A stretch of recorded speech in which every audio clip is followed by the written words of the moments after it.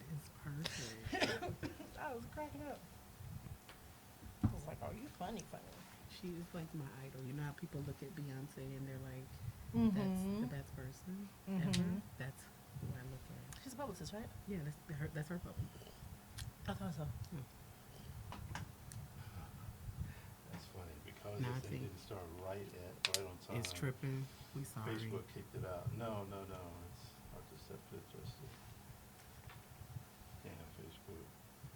I like this carpet. It's gonna let us back The on. rug is cute. Huh? Mhm. I said the rug is cute. It's old and I want to get rid of it. Do you? Oh God. I like it. What kind of rug is it? I don't know. It was the one I got here. Oh, Oh, I'm sorry. You said rug. I'm thinking carpet. I bought this when I was Oh, in that's Turkey. right. Yeah. okay. I was gonna say if you're getting rid of it, I like free things. Good. No shame in my game. How was your day, Free? It was long and interesting, but it was good. Yeah. Yeah, it was good. This is what I made for dinner. Spinach carbonara. Ooh, that looks good. With garden tomatoes. You ain't bring nothing Huh? I didn't even eat. I just cooked it and left. and left. Mm-hmm.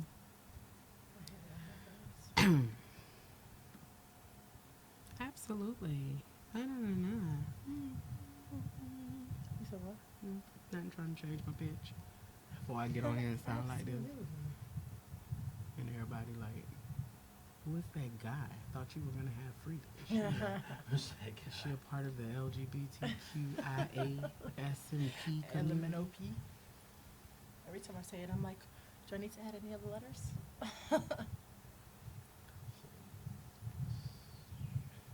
Even with all these lights, I feel like I could go right to sleep. Yes. Feels good in here. Your eyelashes. You like, huh? Mm-hmm. And I've lost so many. Because I like actually still wash my face. I can't. You know how like, get 'em. yeah, like you're supposed to wash like around your eyes. You can't wash them? Yeah, I mean, no. Like you can take like some soap and water and go like that. But Never knew that. I wash my whole face. Because it's the glue, so the glue will come out. I need magnetic lashes. I thought about those. That's the only way I'm ever wearing them. To think about that. But 'Cause I don't think I'm gonna do well with the glue. I want to eat my apples. Hmm. But I can't be all crunchy.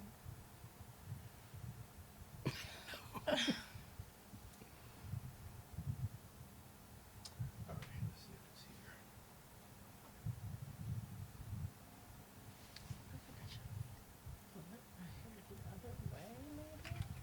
Flip it this way?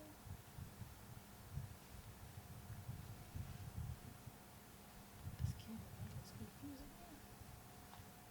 Are you gonna tag Ivy Park when you go on?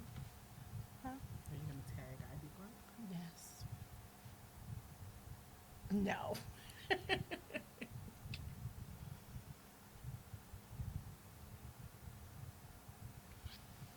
That wasn't any better. Yes, it was. My teeth Looking get so like bunny me. rabbit. Well, that's why I closed my mouth.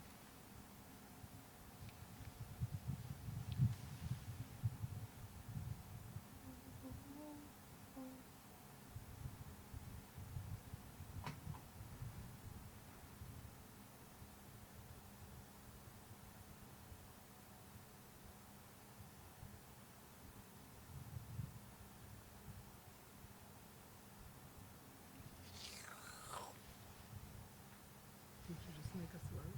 Huh? You just made a slurp? You said, did I make a what? A slurp. I did. Oh. Do you have a date for the Walmart day? No. I have to meet with Neff. Is it a Like- definite or you said no? You said what? Are they doing it or? I don't know. I have to meet with her like next week. If they do, I want to see if we can pull Smart Pay in. This Pull Kadima what? is one of our vendors. What do they do? Payment? They System? finance the phones. It's a leasing service, so they lease. Oh. They finance the phones that we sell. Okay. All right, let's see if we've got something here.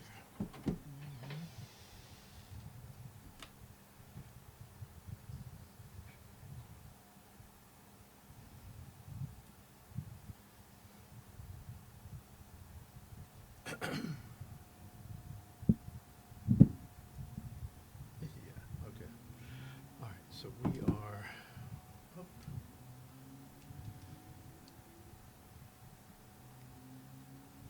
So many the budgets are straight. So that's what the slurp was about.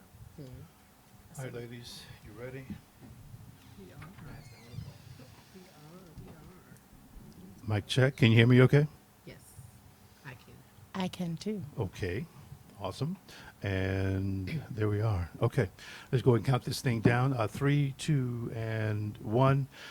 Folks, welcome to Square Media Network. And this show is The Project with Steve Rutherford. And so first of all, sorry for the delay.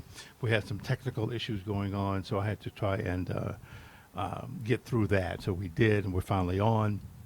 And but on the show tonight, we're talking technology. We're talking, if you want to, I don't want to say start your own technology business, but we're going to talk about a lot of stuff because these ladies, this is what they do for a living.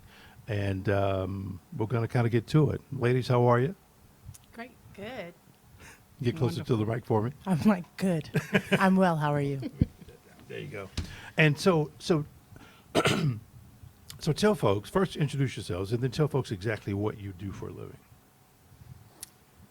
You want me to go first? Yeah. I can go first. Okay. I'm Enovia Bedford, and for my day job, I do small business loans for CDFI. So I do loans from $5,000 to $250,000 in minority communities. For my afternoon job, I'm the co-founder of Black Tech Charlotte, where we do workshops for entrepreneurs and workforce development. And for my evening job, I'm a tech founder with a company called VetDeck, and we do sponsorship matching, So you have 3 jobs. basically. You are a certified Jamaican. I am 100% certified Jamaican, and I also have a 2-year-old. So, Got you. yeah. Wow. Freda? Hi, I am Freda Hendley, and oh wow, this is going to be difficult like yours. So, my full-time life, I'm a consultant, Okay. a public relations and media consultant in entertainment as well as small businesses. I am a partner with Black Tech Interactive. I act as the publicity and community relations director, and my side hustle gig that you have to get a Right. good W-2 every now and then. I am a district sales and marketing manager. So, So one of our but clients is TrackPhone Okay. for a rather large staffing agency. okay. Oh, gotcha. Yeah. So what did you guys go? You went to school for, communications. I went to school for communications, like mass communications. Uh-huh. And theater, and my master's is in new media journalism and internet marketing. I almost forgot. New media journalism and internet marketing. That shows you how important that is sometimes. Yeah. Yeah. Wow. Enovia, what is your background, educational background? My background is in jewelry design. I went to FIT. I know. Really? Yeah, it's a whole story. Honey, stop. Yeah. So the tech part came in where? So I designed for about 200 retail stores. So Walmart, JCPenney, White House Black Market, Forever 21, all the big guys. And I consulted companies on how to do business with Walmart for about 2 years. And in the fold of that, I got into a jewelry tech startup company that basically they would have jewelry designers design. We would upload them, and then people could vote on if the design was good enough to be mass marketed. Right. And they could pre-order. So yeah, it was a great company called Yellowsmith that ended up being sold to Etsy. And so I consulted for them and came on to do production and the jewelry side. And so that's how I got introduced to tech companies. Wow. And how did you fall into it? Strictly consulting. Ah. The closest I've come to the marriage was when we went into partnership, the 3 of us, for Black Tech. Really? Yeah. I've only dealt with, to me, Right. tech companies as a consultant, and of course the music industry, because things changed about 8 to 10 years ago, and I had to learn it. Right. So Sure. a lot of that's where I've done the bulk of my work. That's where the majority of my background is in the entertainment industry, music, film, and TV. So that would be an introduction, in my opinion. But I would never have considered myself working in this field until probably the last 3 or 4 years. So Black Tech Charlotte, what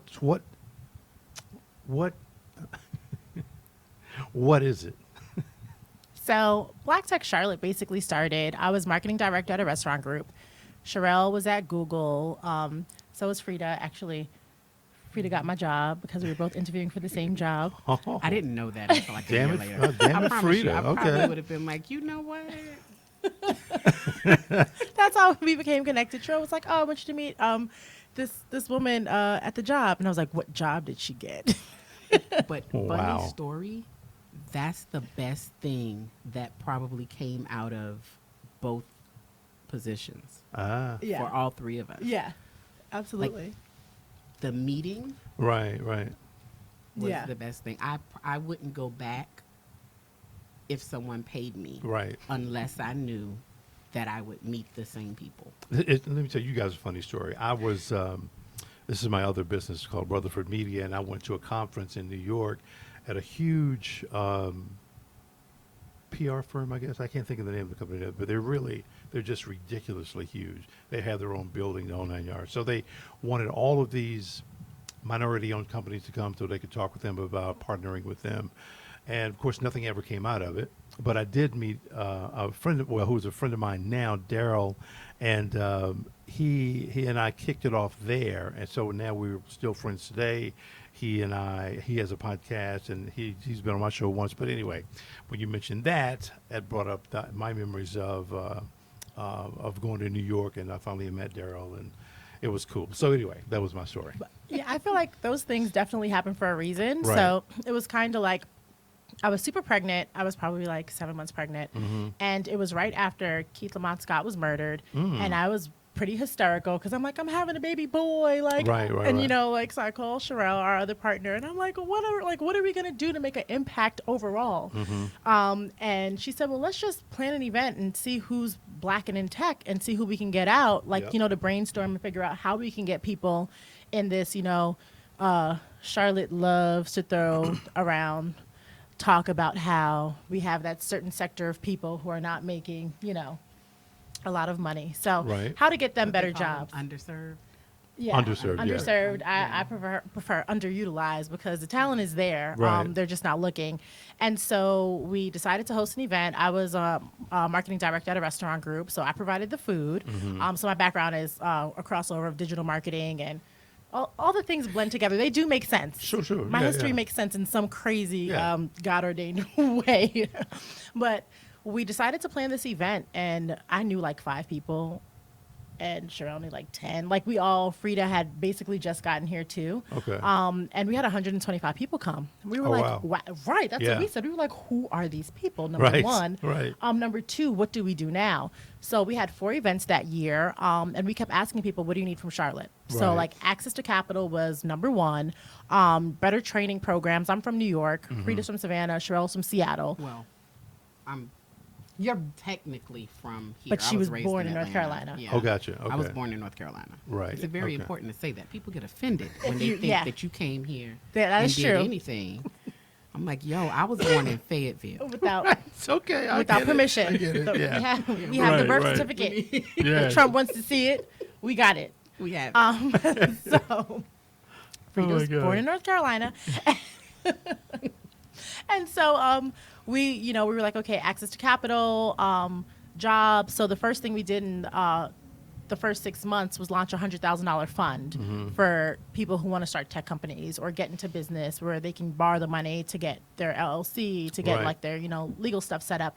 And then for the next year, which was last year, we said, let's roll out a membership platform program where people can come and take classes with us. So we teach everything from how to prepare for funding, better sponsorship proposals, Right. which I teach. Freda teaches a really good customer retention class because, Black-owned businesses, you go and buy something, there's no napkins, you are like, I'm never coming back here again. we struggle with a K. Right. It's a real struggle. Right. And, Oh my so God. she helps them through that. We have resume writing classes. We have a boot camp coming up with Letitia Bird in a couple of weeks, who does a really great job of preparing people for that next level of jobs. So we do some things. We have fireside chats. What else do we do, Free? So let me ask. Tech classes like UI development, like Oh, yeah. classes Right. for people that they're different tracks. Like we have different audiences or different types of members. We have members that are strict entrepreneurs. They're startup. They have nothing to do with tech, or so they think. And then we have those that are working in tech, Right. right? And what we think is working in tech, it's so much bigger than that. Okay. So those people, some of them, the biggest issue that a lot of them are facing is they don't have mentorship. They don't have Yes. Yes. Yeah. no one's looking at them in the office. It's very easy for someone to go into a company, get a job, and stay there. It's Right. very easy for someone to go, to a company or a talent person to reach out to them, and because of what they look like and because of the color of their skin, they don't get the right salary. Right. And if you don't negotiate, then you sit there in that same position and you watch other people be brought in before you. So some of the certifications that they need, some of the trainings that they need, some just business acumen trainings, Right. right? 'Cause So let me ask you guys this: the Black Tech Charlotte, I love the name. What classifies someone to be listed as a tech company or a tech person, if there's such a thing? Tech is basically in everything, and I think that one of the things that we need to realize is that, so if you come to us and you're like, oh, well, I wasn't going to join because I have a hair salon, I'm going to ask, well, how do you take your payments? How are you deciding on how you style people's hair? Do you have Right. software that has face recognition that you can try people's hairstyles on before you actually put scissors to their head? Like, Right. what are you doing in terms of innovation? So I think that changing the mind frame of people of what innovation actually is and what it is to be in tech is basically what we're trying to do, because Okay, people all gotcha. the time get kind of intimidated because they're like, well, I'm not a tech startup. I am a tech startup by like the definition with my platform VetTech, but it's not for everyone. Everyone doesn't have to do it, but Yeah, figuring yeah. out how to incorporate those things into what you do have going on makes all the difference. and we like to say that we're redefining tech for the entrepreneur. Okay. There is a lot of times people don't realize, like Enovia just said, they don't really realize what tech is. Right. They Or think they that- really confine it. Yeah. Yeah. And it's not a box. At this point, everything we do, from banking to communicating, like we're communicating here, everything we do is tech. Well, it's sat funny in a you say it, room 'cause that's with why I put this we sat in a slide room up. with 60 to 80 business owners, black female business owners in this city.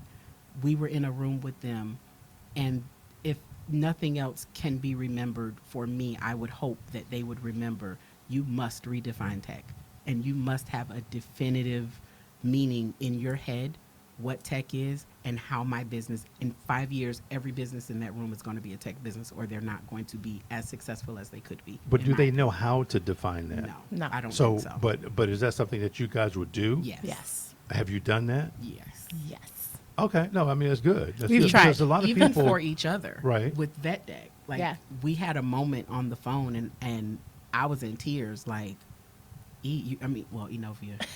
Was it an ugly cry? It was almost. It was almost, because it hit me, and I'm Right, like, right. we do these things and we do this work, and I have a 7-year-old Friday, and Enovia has a 2-year-old. Right. They have fathers. Our life is not difficult. It's not easy. Yeah. Right. And I said to her, yo, you're a tech founder. You do realize you are a tech founder. Just Right. like we can't pick up the phone and call Mark at Facebook. Right. I can't pick up the phone and call Enovia at VetDeck. I have to go on this platform. She's a tech founder. Right. I was blown away. So some of that you realize later, some Yeah. you realize immediately, and for some businesses, like you said, it's something that we have to have a conversation and an actual consultation with people and say, okay, you have an eyelash company. How do I know what I'm going to look like with your lashes on? Here's a Yeah. funny thing, Yeah. funny slash sad thing, Yes. is that, for instance, when I initially heard Black Tech Charlotte, you know, one of the first things that came to my mind, a room full of coders.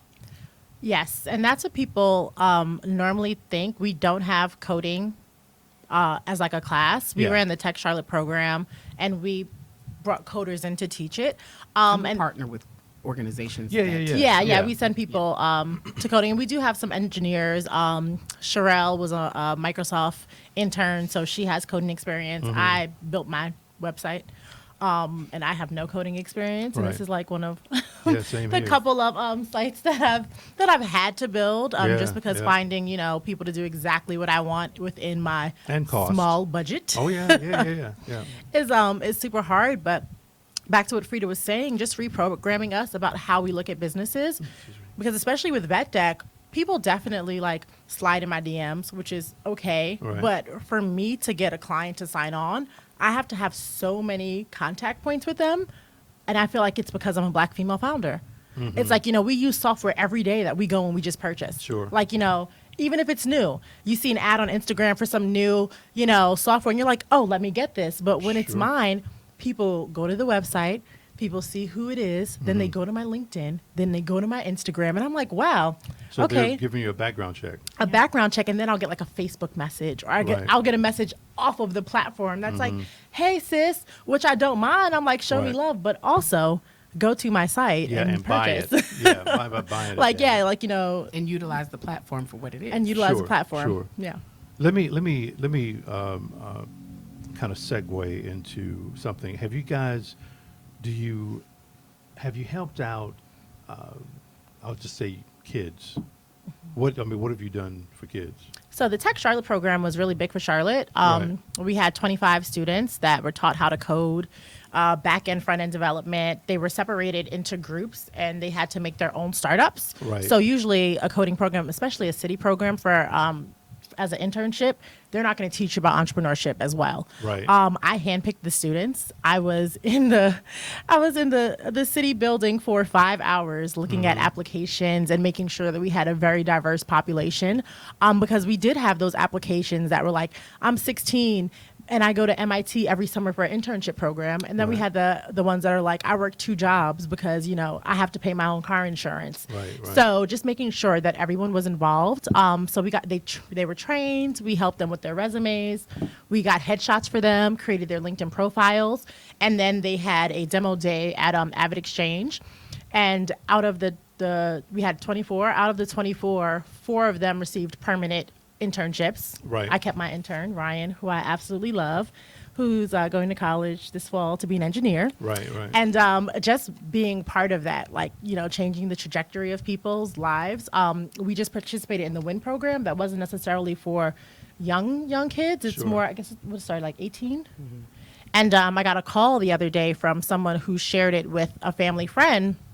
Their son was, he dropped out of college, didn't really know what to do. He's working at a bowling alley, and he did the WIN program, and now he's an engineer at B&T Wow. Bank. So he's training in Raleigh. Okay. Yeah, every Okay. week. So, And that program was literally in the last 6 months. yeah, it was in last, That like in wasn't something January. that- Yeah, that he was just. We started getting people and Like and December, putting the maybe? word out. Yeah, Right, the end of right. November, December, had maybe 4 or 5 weeks to get a certain number of people, and they made their picks. What, January? Yeah. And How and they've young been- are some of the kids? that? Or do you have a for, limit? for that particular program? It started at 18. 18. Mm-hmm. Okay. The Tech Charlotte program was juniors and seniors. Yep, juniors So and seniors. 16, 15, 16. We had a couple 15-year-olds, I think, but 15, 16. We also partner with several organizations. We were partners with DigiBridge. David Jessup's, well, he just moved. I Yeah. think, but DigiBridge is a children's coding. Right. Okay. Camp, Okay. like- Was that here? Yeah, it was Yes, here. Yep. Okay. absolutely. It's a Mhm. nonprofit. My son actually participated. And we also have partnered with STEM Kalia's school. in Tech, Mhm. Oh, yeah. STEP school. STEM school. STEM school is who did our holiday. Yeah, so anytime we have a class, kids are more than welcome. So we have toy sections and coloring books. So when parents are coming to hear about funding their kid, my kid is there usually running amok. But just having them in that kind of environment from a young age. So we had a Christmas party where we had Black Santa come and we did some STEM based projects for them. STEM school is based out of the Microsoft store in South Charlotte, and just phenomenal instructor. G's the instructor, and she has taught third graders how to make a prosthetic knee that works. Let me bring on Like, and that's why I Dr. brought her Nicki up. Washington. I'm sorry. I'm sorry, but that's why I brought that up. Like, Yeah. that was one of the best experiences just for me and my family. Okay. My son is on the spectrum. Right. So that sensory Santa, we did the Black Santa, which was a sensory Santa for our holiday give back. And that was my kid's first time doing a STEM activity Right. with that much stimulation happening around him. Right. And we got our first picture with Santa in 5 years. Like, he was 6. Really? Yeah.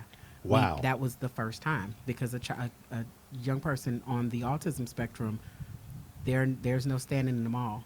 True. There is true, no true, going true. to the Yep, store to yep. sit on Santa's lap. None of that. He does not understand that Santa's not black and that he's green. So it's like monsters to him. Right. You know? Santa is black, Yeah, and he Black was- Tech Santa is 100% black, so and he can sing. wanted a certain, yes, he could. Right, He wanted right. certain stuff a certain way, and for him to have participated in those STEM activities with her, and to see, just to have that whole experience. It was sponsored. We did 12 to 2 was for 12 to 2 or 3 was for families, and at 2 there was a bourbon tasting for the parents. Because that's what I like. Okay, there. So it was like, it was coding and tech overload. Right. But we You also know. partnered with the relatives. So in order to participate in the bourbon tasting, you had to pack a gift bag. So I made sure people had to work for it. So we donated 75 plus gift bags Oh, of wow. just like some toiletries, some fun items, like, just things that you need as a teenager, because it's kind of like that demographic that like 11 to 18 gets Right. left out. The toy drives are always for young people. So Sure. every year we partner with relatives and try to do at least a minimum of 50 gifts for people. Yeah. And we write like little note cards Let of me try to bring on inspiration. Dr. Sure. Washington real quick here, so we can kind of continue this conversation about kids are. Because her thing is. Y'all can't get it ringing. Can they hit it ringing? Oh. Can't you hear? Oh. Hey, Dr. Washington, how are you? Can you hear us okay? I can. Can you hear me? Awesome. Yes.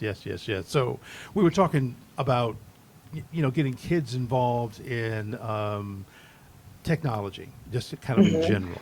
But you've done a lot of that. Tell us exactly what you've done and what you're planning on doing. So a few things.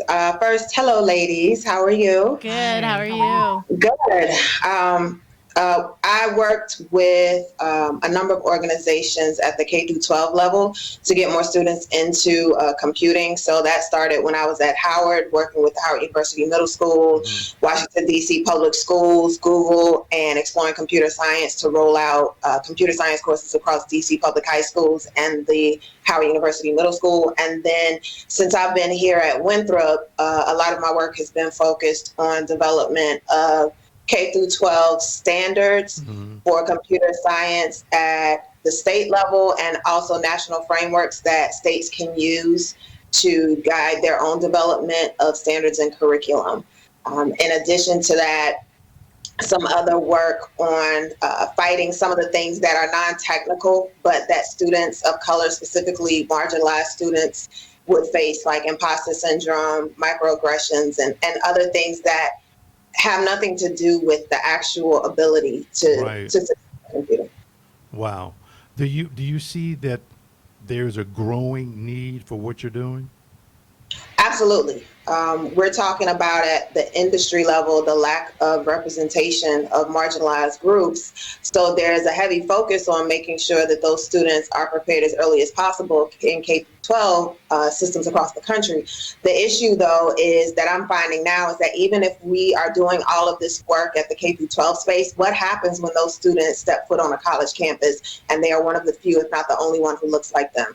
Because for all of the efforts that are happening at the K-12 space and in industry, there's that middle point that we're not talking about enough. Right, you have students who are going into these institutions, and if you attend something like a PWI, then you're probably not going to look like everyone in the majority. Sure. And so in that instance, we need to be preparing other individuals, not just in computing fundamentals, but also in cultural competencies, so that we can make sure that they are as prepared to be allies and helpers for those other individuals as well.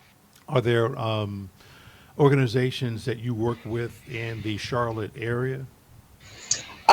In the Charlotte area, not so much. So I've worked nationally, though, with a few. I have worked in Charlotte, though, with Intech. I'm sorry. Kalia Braswell definitely is probably the biggest point of contact I've had with her camp for girls that the ladies were talking about earlier. I also worked with Kalia on the Tech Charlotte summer program, which I believe is what Enovia. Is that what you were discussing earlier with the interns? Yep. Okay. So I did work with them as well, doing a couple of speaking engagements for students out there on the front end.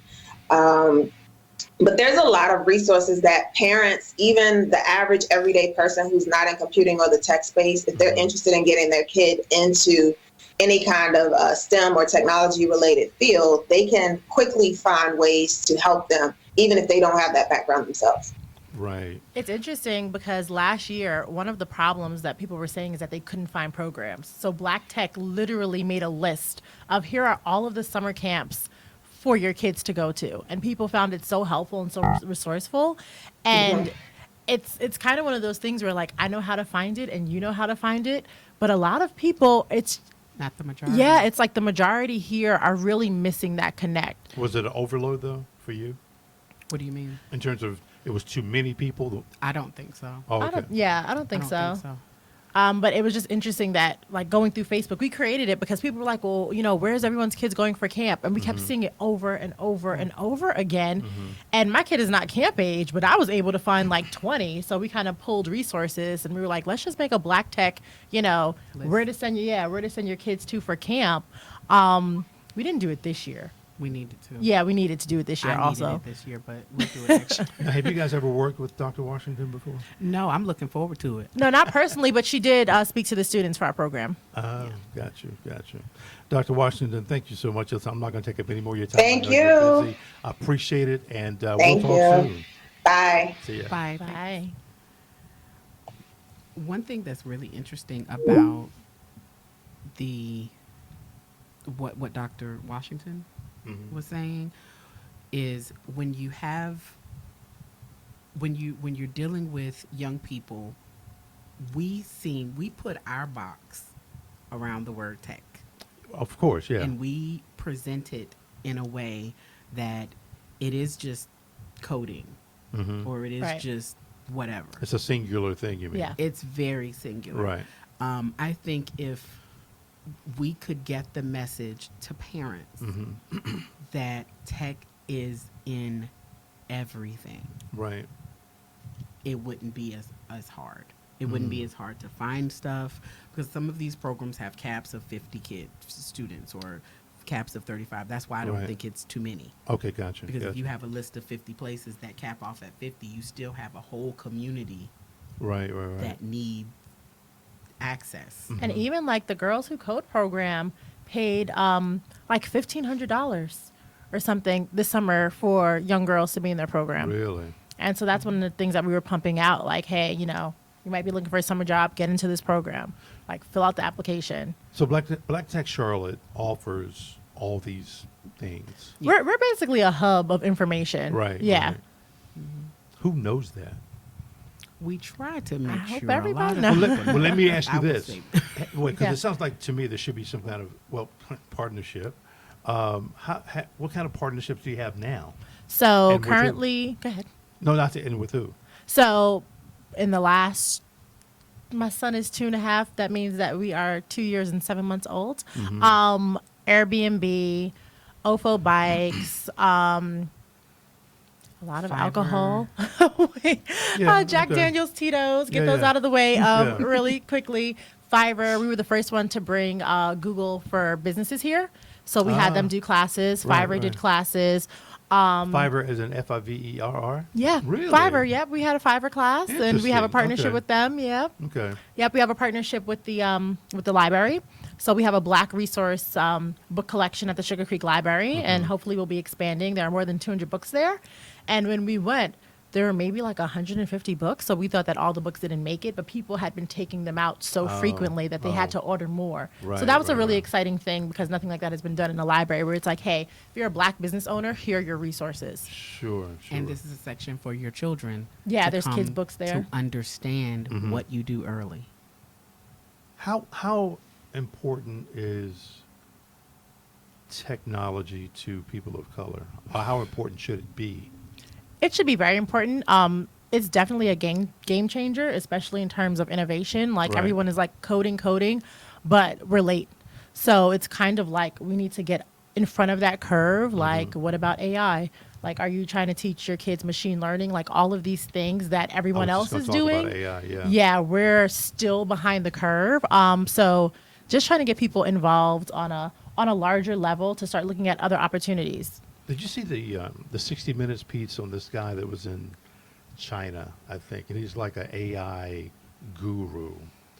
But he was just talking about AI and what he's done and what he's going to do, and he was just saying in probably 20, maybe 30 years, something stupid like 60% of the workforce is going to be done by AI. Yeah. You know, and I'm believe That like, was it. the one where they did the face recognition all over. I did see that, yes. 60% may not be the number, but it was a high number, whatever it was, you know. And I was just trying to imagine that number and all the folks that are not. Well, what it boils down to, people have to shift They have to shift. and do something else. Hopefully in 30 years, we still won't be pushing trying to learn how to code. Yeah. Yeah. And in my opinion, I think as Black people, we just need to shift back.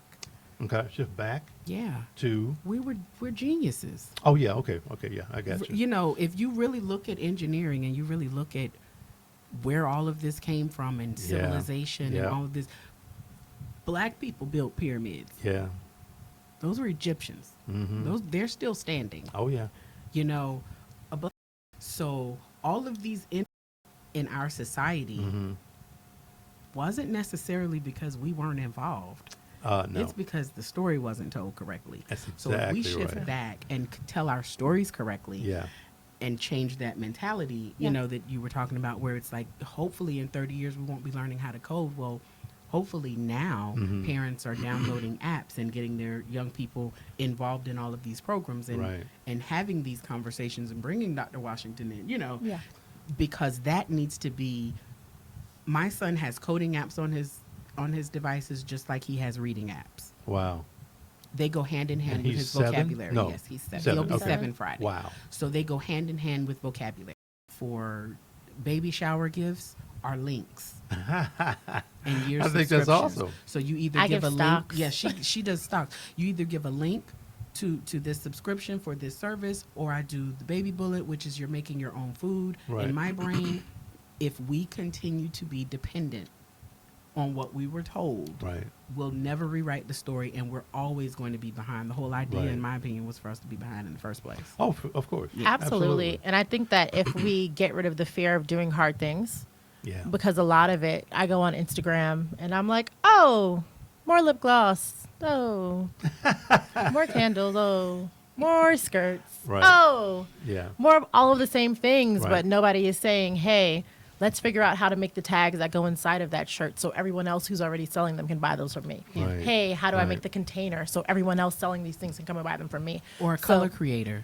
If you're in the makeup and you make clothes or you make whatever, build a color creator so that you're just pushing buttons when you decide, and you don't have to send those things to Build a lab. color creator. I got that from Wow. my son. He Oh, and ABCmouse.com. my man. All right. He put a color creator together, and it was just a bunch of household junk. Right, And he right, kept right. putting stuff in it, saying, "Here, I'm making purple. I'm making this," and I'm looking at him like, "You're thinking a machine is doing this." You know, and Right. but if you introduce it like vocabulary and like Right, letters right. and numbers and colors, introduce tech.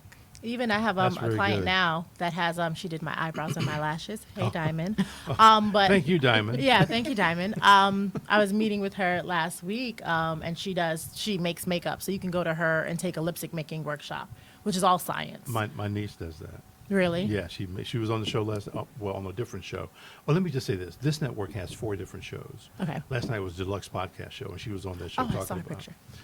talking about how she makes what she makes. She doesn't put in the ingredients that you would normally find, which is typically harmful to your skin, that kind of thing. But yeah, that's what she does. And so it's really, and in terms of people doing what is hard, sometimes if you just try it, it really is not that hard.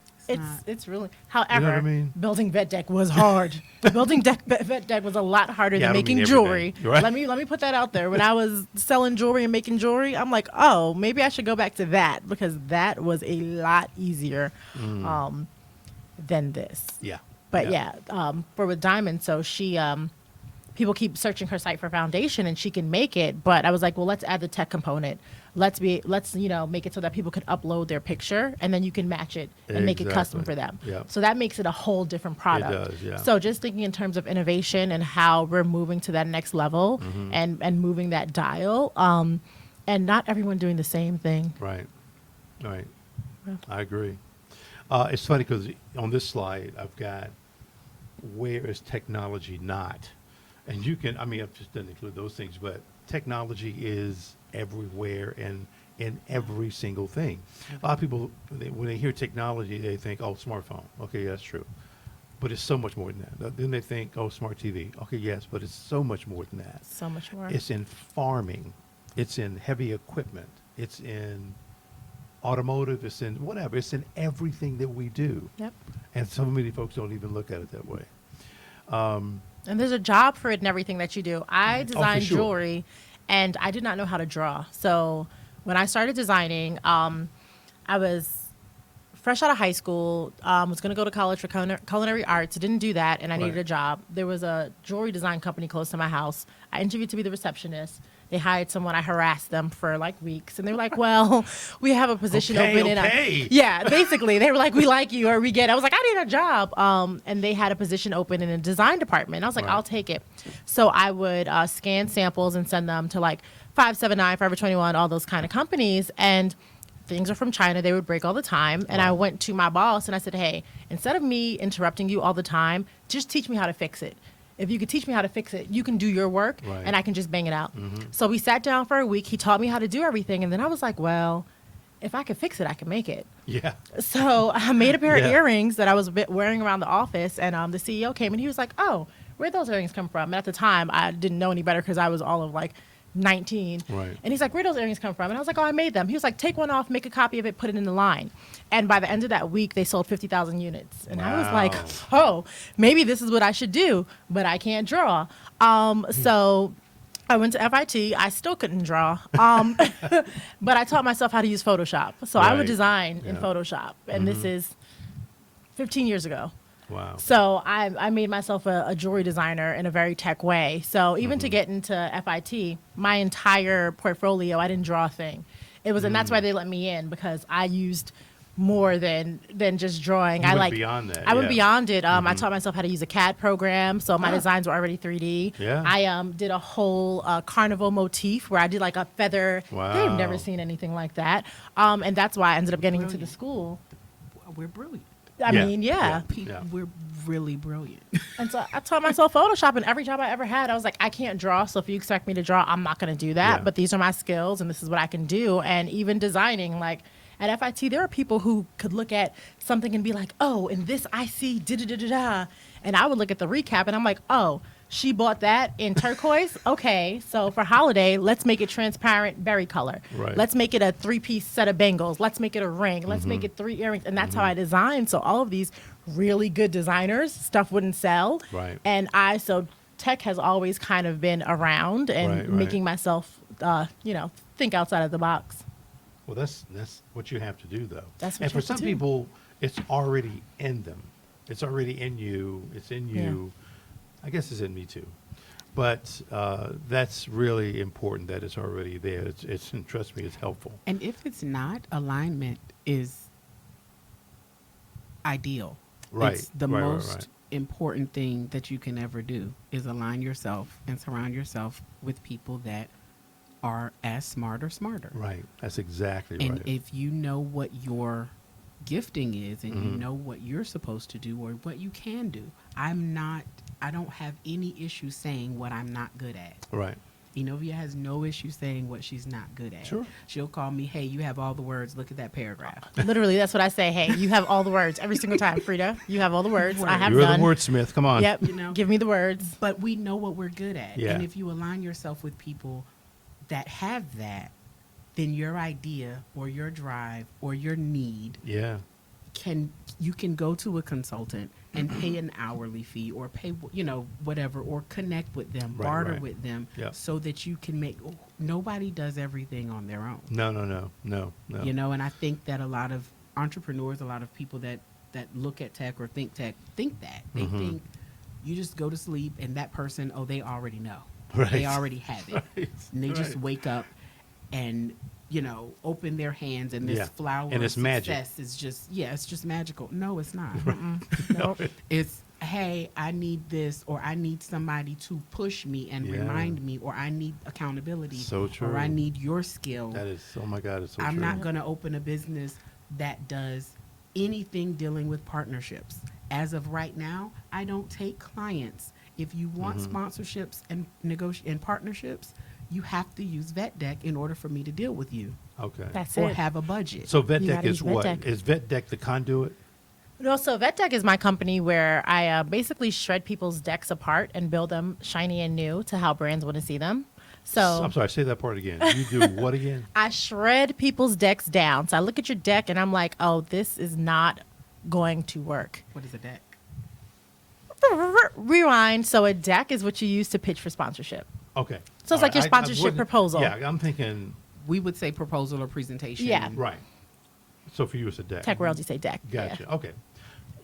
Look at you. Yeah. All right. Yep. So y'all between worlds. Thank you for that translation. Yeah. Okay. So That's yeah. cool, though. Yeah. That's very Yeah, cool. we built it back up.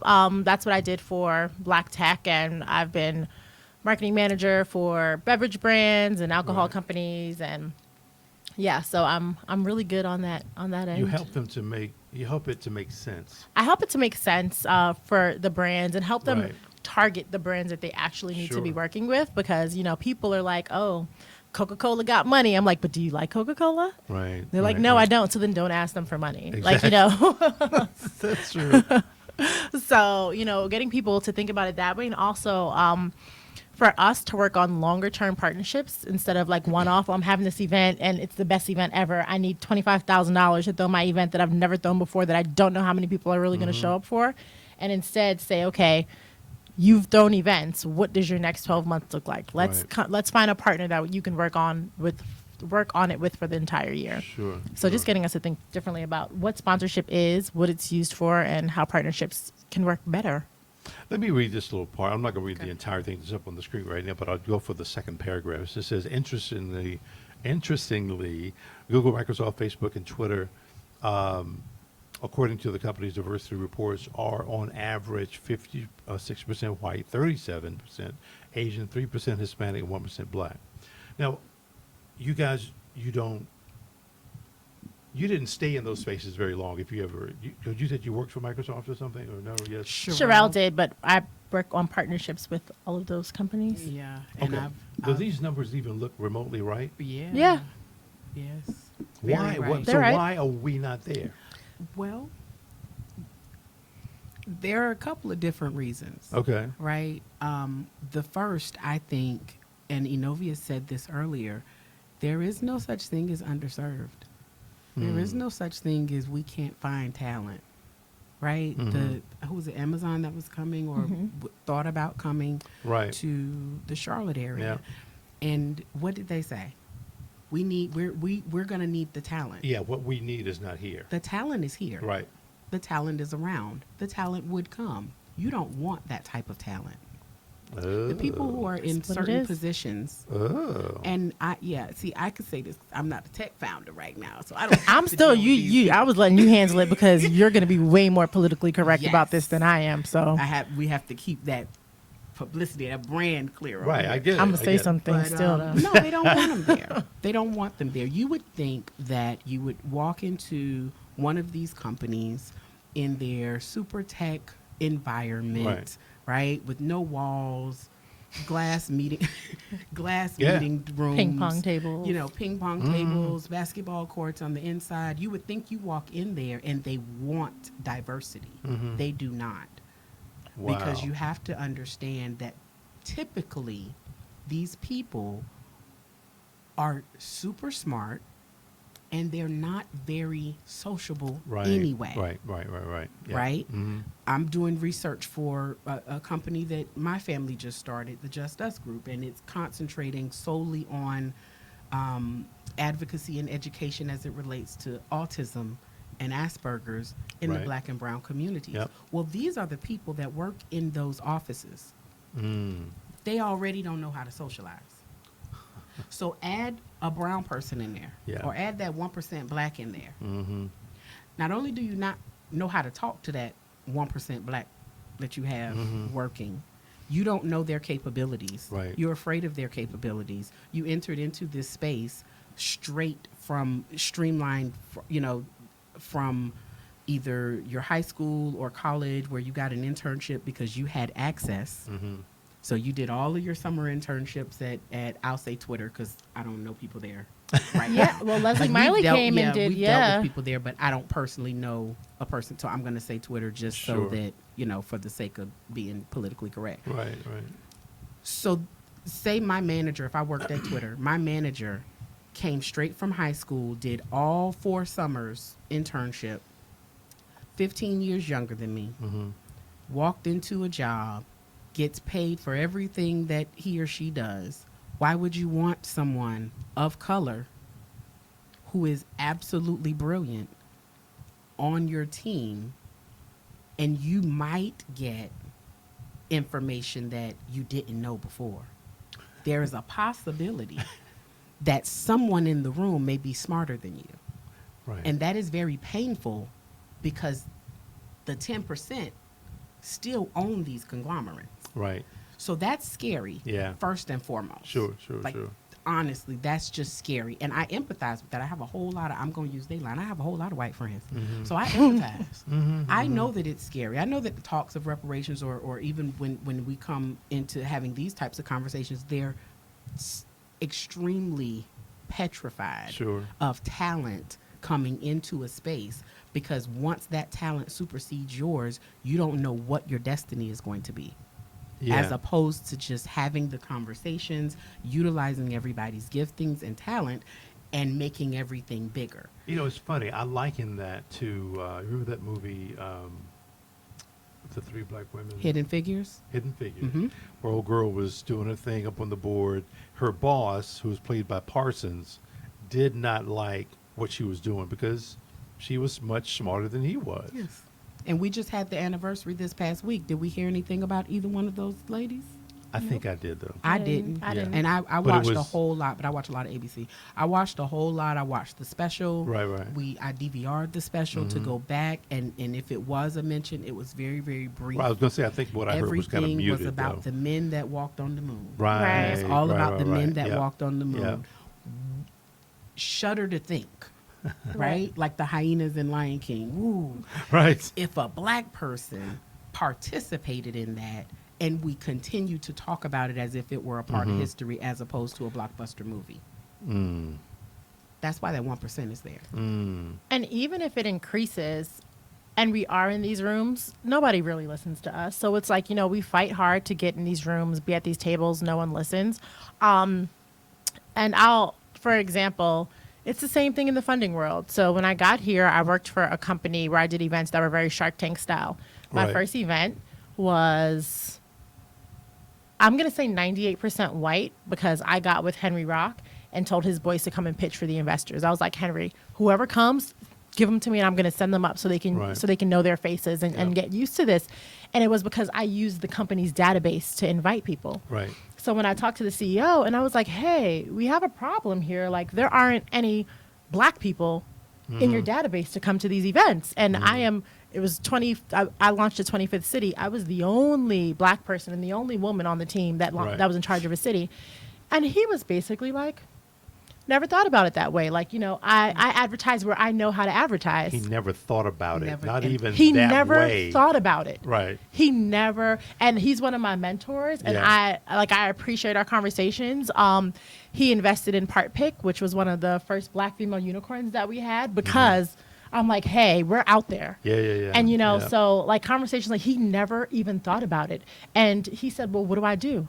And I was like, well, he's like, I don't even know how to do that. So like, go ahead. Right. Like, Yeah. you just go ahead. So just to think about him being a middle-aged, 40-something white man and looking at what's been invested in, you invest in people that people that, my team Yeah. is Or that you basically have all access black to. women. Exactly. Or that you have access to. My team is all black women. Okay.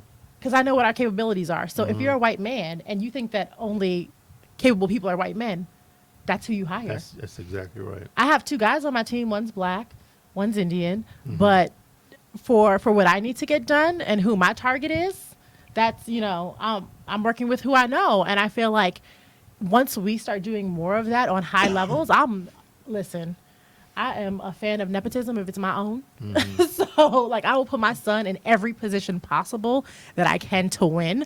And I think that the higher that we get, when we start looking at things that way too, I'm Right, like, I'm gonna hire my friends. I had 2 events this weekend, and I've made sure that my friends got as many checks from me as possible this weekend. Sure. So I think it's kind of like the same thing. And there's fear. All of us have been in positions where we've had that boss that has been like, I don't know why I hired you because you're way smart. Like I knew you were smart, Yeah. but then you got in here and I did not know that you were this smart. Yeah. When we met, my manager at the time asked me at least 2 to 3 times a month, why did you apply for this position again? You do realize you're overqualified for this. Why did you decide to do this? Where did you come up with that idea? Right. Do you have like a whole list of ideas and and I'm looking at them as if, there was no challenge. Right. There was, I would just look like, what? But to segue from what, not even segue, but just to piggyback off of what Enovia just said, that is why we implemented a mentorship and recruitment Right. That wing makes sense. and leg at Black Tech, right? So there are companies that feel just like that say, you know what, I never thought about it. Right. I've had people ask me, Is it I need racist to to have a get- white woman a black woman pulling off her shirt and turning white? Like the Pepsi ad, like, I didn't think it was racist. Like they and just- Right. or they'll ask, we can't get any black people. I remember Really? I don't have the talent. I can't find the resumes. I can't do this. And I'm like, well, you're not looking, because I could make one phone call. And at this point, we actually offer that to some Right. companies. Yep. If you want to partner with us for a recruiting event or a hiring event, you don't have to do the looking. We'll just Right. put a room together with everybody in there. Enovia handles that relationship and those negotiations. And you walk in and you send your hiring managers, or you send your highest, talent acquisition VPs in the room, and they'll have their pick. Wow. You can't say you don't have the talent. Right. But also here's the fee, and Okay. that's where the problem comes in. Yeah. Because it's like, oh, black girls. And I got to pay them Right. for a hobby. That's why I said originally, But they when you ask what I did, that's Right. why I said my side gig, Right. my hobby, the side hustle, her Yeah. side hustle is that full-time gig. Hers integrates a lot Yeah. with business. So, and they know that, like, right? So, but no, my side gig, because that's not my life. Right. That's right, insurance. right, That's right. benefits. That's yeah. but That's- that's where, like she said, when it's time, okay, the check is here, but you'll pay ZipRecruiter, Right.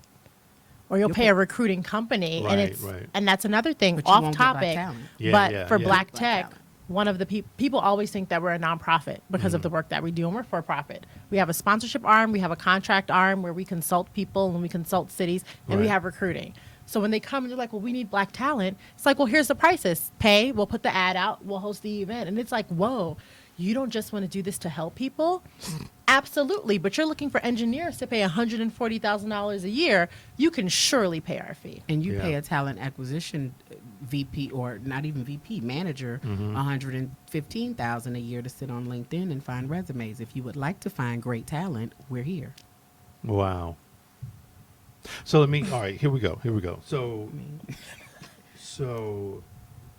what's to stop a couple of, I don't know, some Black folks getting together and starting their own tech firm? Nothing. What do you mean? What's to stop them? I mean, why don't we do it? Some It's people hard. do, but it is I- not yeah, easy. yeah, some And people- you have it's to hard. have the right players, Right. right? You definitely have to have the right players. You can go start a Major League Baseball team tomorrow if you had $1 billion, but if you had a sucky pitcher, you're not going to win nothing. Yeah. Right? So you have to have all of the right players in place, and if you don't have them, then you have to be okay with looking. You have to be okay with Sure, the sure. trust factor and saying, you know, I called her recently to say, hey, I'm working on this project and this is what I need. The first name she spit out, boom, a Black man, a developer, an app developer who has had success and who has developed apps, who knows how to raise money for an app. And I don't have to do the heavy lifting. Right.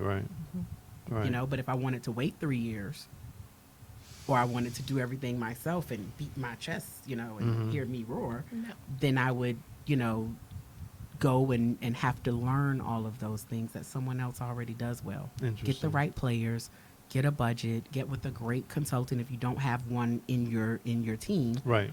to understand how you do things. I have a learning lab coming up, a class coming up.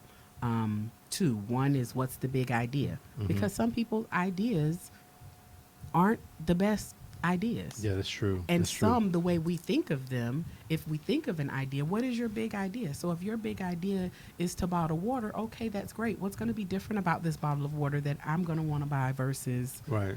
the next person? Acolyte. Or how are you going to sell? or, you know, how are you going to sell it? How are you going to scale it? Right. Or are you just going to put bottles, empty bottles, and go buy a bunch of bottles from China and fill them up?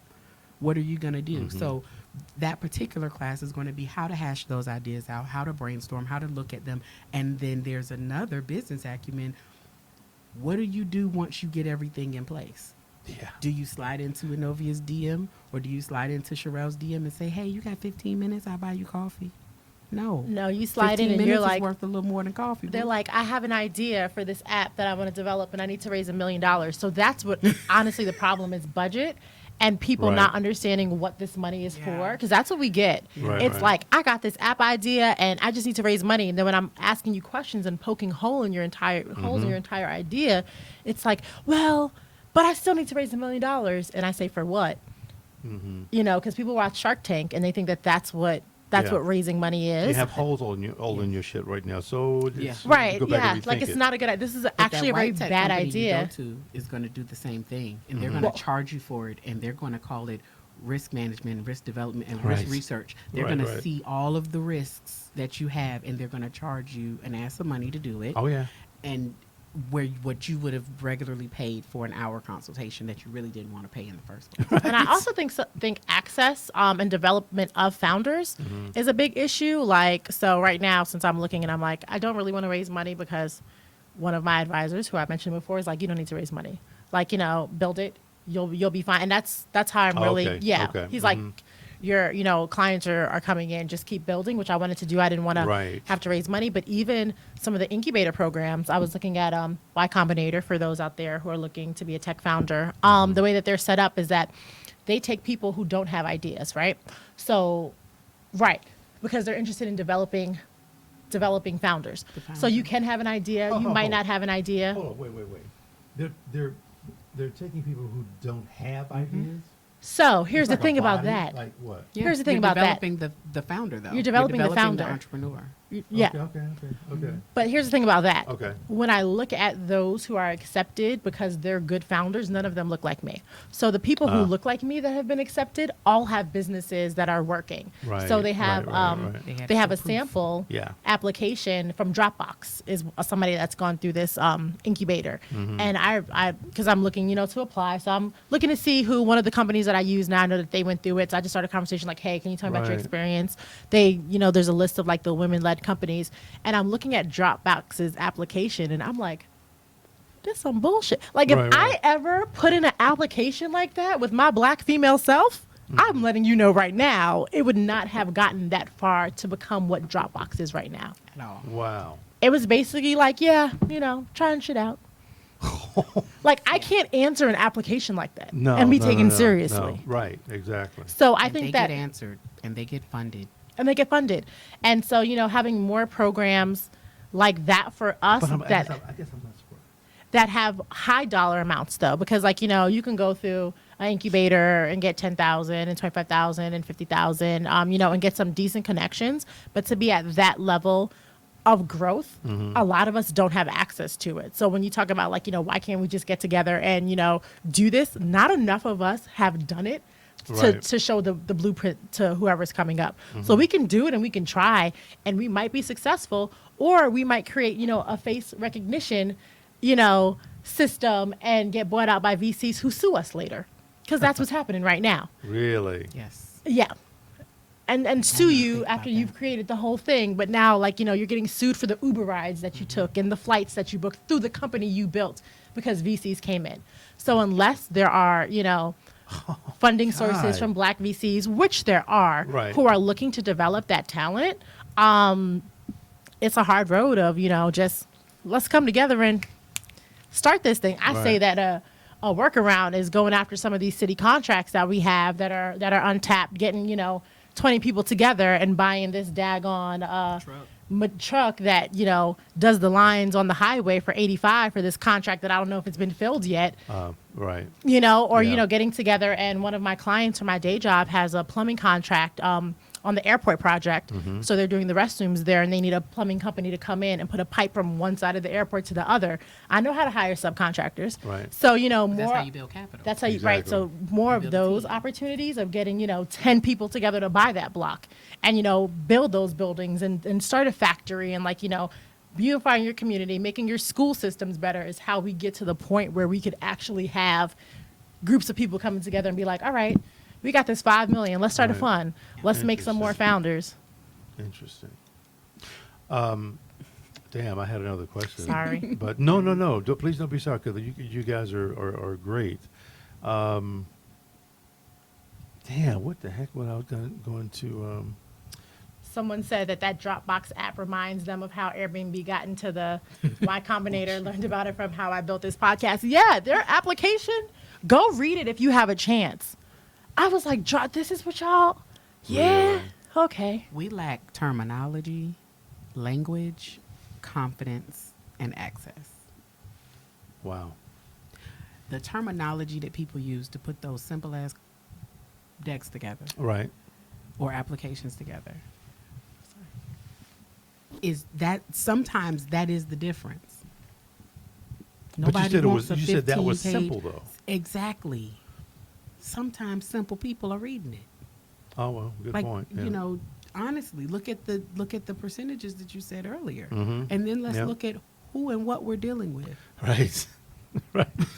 Like I'm not trying to be funny, but she's absolutely right. When you get a chance, if you're listening to this, those applications are very interesting Interesting. because it will show you the caliber of talent. Even if you look up, somebody was talking about Airbnb on my live. Even if you look up what Uber's first deck looked like, Right.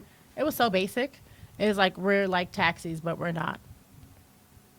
That was kind of it, huh? And it sold it. I Wow. mean, it Yeah. Oh yeah. So yeah. Okay. So all right. Let's we talked about all those things. Blah blah blah. Yeah. So yeah. Okay. Let's talk about the Queen City a little bit. Charlotte is a banking city. Second largest in the country or something like that. But how, in your view now, which is, and I'm glad you guys are not really from here, but how does Charlotte treat black business? I think that if you have one of those 4 name businesses that I said before, if you're like a plumbing company or a construction, there's some support around getting contracts. They Yeah. also will want you to move though on that. Like, well, we have this contract for supplier diversity.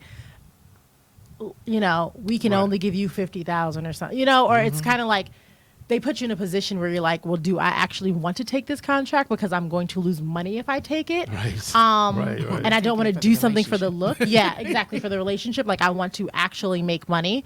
So I think that that's one of the issues that I know that my clients have faced. I think that banks here definitely, you know, they own the land. Right. It's a big difference from the startup community, even in Raleigh, Right. Right. where, you know, they have a Silicon Valley Bank now, and they have like, you know, American Underground, where you can be part of the startup community, but also walk down the row of investors and book time and stop in and have conversations with people.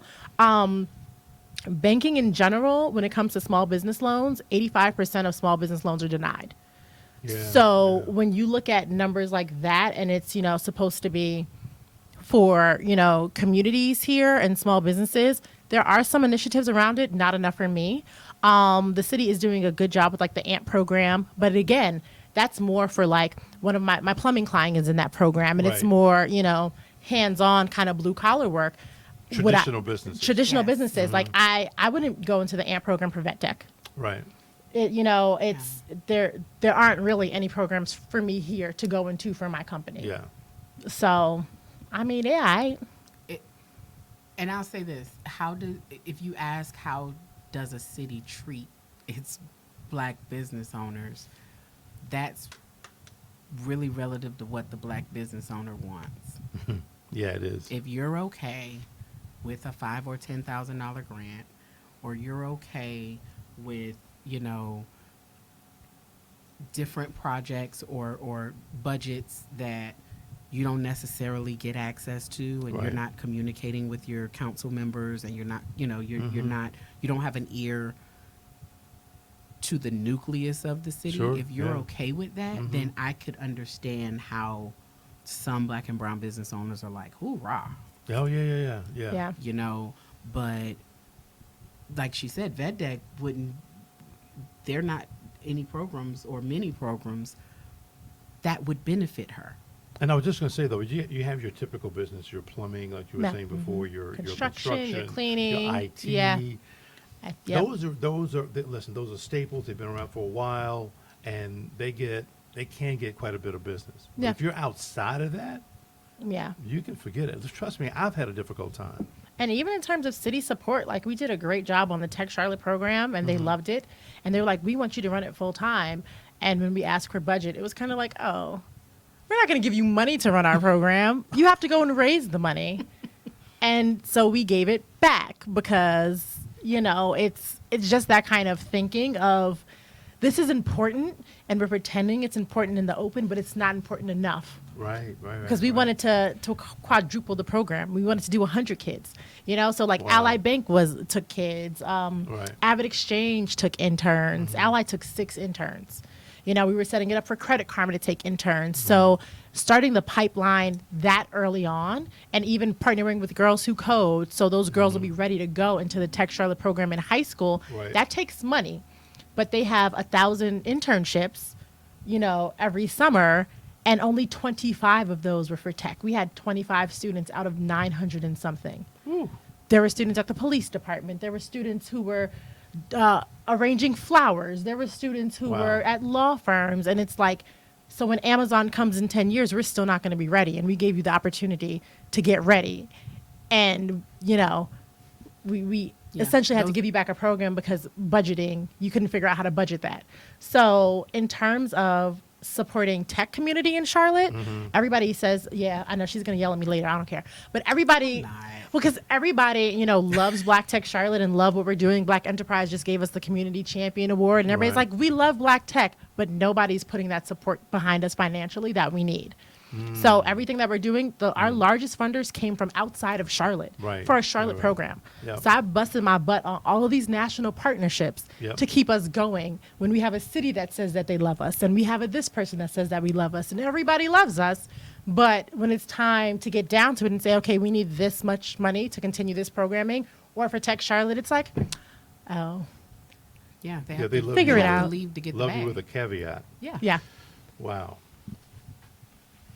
And it's okay, but again, like she It ain't said, okay. in 5 or 10 That years. is not okay. Well, I mean, I don't think it's okay for us. What I'm saying is, if that's what people want to do, Right. right? Sherelle discussed that in an article recently in Queen City Nerve, Mm-hmm. and there were a whole lot of unhappy people. About the article? Yeah. Why? Because basically what Enovia just said was said in that article. So she was telling the truth. Yeah. Yep. And people don't like the truth. Nope. No. And it doesn't sound if when things don't feel great, Right. and it doesn't sound like I think it should sound, or I'm fearful that it's going to make me look bad because hey, I'm a black female business owner, Right, right. and I don't want them thinking that I'm leaving. Mm-hmm. Well, sometimes you have to make people understand, and sometimes you have to tell people the truth in order for things to get better later. Mm-hmm. There are other cities with a $500,000 fund for companies like ours. Right. Wow. That Are our you programs. guys there in these other cities, or We're going. you're going? Gotcha. Okay. Yeah. Yeah, no, And it's- so- and Sherelle is that's- in one right now. Yeah. Yeah. She's Okay. in Miami. And that's why, there's a Black Tech Charlotte, but if you've ever gone on Black Tech Charlotte's website, from its inception, it was Black Tech Interactive. It was Oh, yeah. never meant to be Okay. a hyper-focused on one particular city. Right, The right. goal and the idea was to come here. We were all here. We love this place. We grew here, for the last couple of years, but build the ecosystem. Mm-hmm. An ecosystem isn't a spider web. Right. It's a system. Yeah. Right? Yeah. And so if you say tomorrow, hey, I'm going to leave and I'm going to go to DC because the podcast thing is popping in DC, Mm-hmm. right? And I'm going to go to DC because I can go there and raise $1.5 million to come back Right. and bring all of these innovative things, but I'm going to go for a year and a half, or I'm going Mm-hmm. to go for 2 years, and when I come back, this is what I need in place. Why? Oh God! Say it. Shit. It don't I matter. have the worst potty mouth. Oh, Look no, you at don't. me. Mm. Why the hell would I be upset with you for going to get the bread to bring back? Got me. You shouldn't be. In Right. fact, you should be applauding me. Right. Yeah. And then I should go to my city and say, that's why Amazon couldn't come. Yeah. So what are you about to do Right. to make sure that when people need the talent and they want the talent, it's still here and they want to actually live here and come here, Right. or they're already here and you don't have to worry about those types of things, right? So I just think it's really interesting when you talk about how this city, has been. We could, on one hand, say absolutely amazing, welcoming. I've not met many people Right. that have not been. I just think it's a matter of advocacy and education, and that's Sure. what we're doing. And it's not always going to feel great, and it's not always going to look good. Just, but like we rear our children, I'm not trying to be your friend. We're building Yeah, an yeah. ecosystem. We don't want a web. We're building an ecosystem. And So our I don't want to first- be your friend. Our first year was good. So, Yeah. we were able to move really quickly. We got, a space sponsored, but even with that came challenges of narrowing down a conversation date to say, hey, are we going to renew this? So they created this whole launch pad thing around us for Camp North End. So we'd be in this space, and the space would rotate every year. Right. Ideally, would rotate every 2 years, so you could actually have time, to do your work. But even getting through that took 7 months, and then getting a conversation to renegotiate took 9-10 months. So now it's our lease is almost up, and what is our next You're move going to always be? in limbo. It's always in limbo, and Yeah. it's kind of the support that people verbally claim that have the dollars to back it they're not backing it up. Interesting. So that answers bullet points 5, 6, and 7. Yeah, absolutely. Yeah. No, you're absolutely right. Wow. Ladies, we're kind of shorter at the end of the show. I do appreciate you, but there's a list of questions I want to run down and Yay. have you guys answer this question, but have you had a good time on the show? I have. did. I want to come back. I'm excited. Well, here's the thing. This network was really created so that we could have a place that we could go to and talk about things that we want to talk about. There's no restrictions. It's an open format. You can talk about however you want to talk about it. If you feel like cussing somebody out, you cuss them out. If you want to have a glass of wine, you have a glass of wine. Don't tell her that. I wish I she'll would have show known. up. She'll show up. My wine is brown though, and it's called bourbon. Oh, damn. That's a different kind of wine. I got it. I get that. I got you. All right. Hence why we had a bourbon tasting with Santa. Go figure. But that's why this network exists, though. So, and I want to talk to you guys after the show too about I want to have some kind of a tech show, but we'll talk about it. Okay. So here's some of the questions. If you were home on a rainy Sunday afternoon, what movie would you be watching? So I like The Founder. It's on Netflix. It's about the founder of McDonald's. Oh yeah. Yeah, and all the shady business that It goes was. along with it. Yeah, that was some crap. It was. I also like Ralph Breaks the Internet. Yeah. Yeah, because my kid yeah. could like watch it, but I also like the lady Yes Oh, yeah, with the right, short right. haircut. She reminds me of Neff. Oh yeah. Yeah, that's right. doesn't I she remind you of yeah, Neff? she I sure love does. her. So I like that movie. I would have to say Love Jones because that Ooh. was That's a my good one. first introduction into smart, artistic black love. Right. Right, Yeah. I was young, Yeah. and it was like, ooh, black people have real jobs. Oh. That Yeah, I they- get it. they I have get real that. jobs, and they go to the record store and they fall in love. Right. And it's just like, so that and oh wow, yeah, Love Jones and Forrest Gump. That was a good movie. That was. I Yeah, it haven't was seen Forrest A Gump lot in of a long meaning, time. lots of layers of meanings. Yeah. Yeah. And we talked earlier because of course, I had to study film in undergrad, and I've Mm-hmm. worked with a lot of people, and I think between the acting, because I'm a fan of Tom Hanks, Mm-hmm.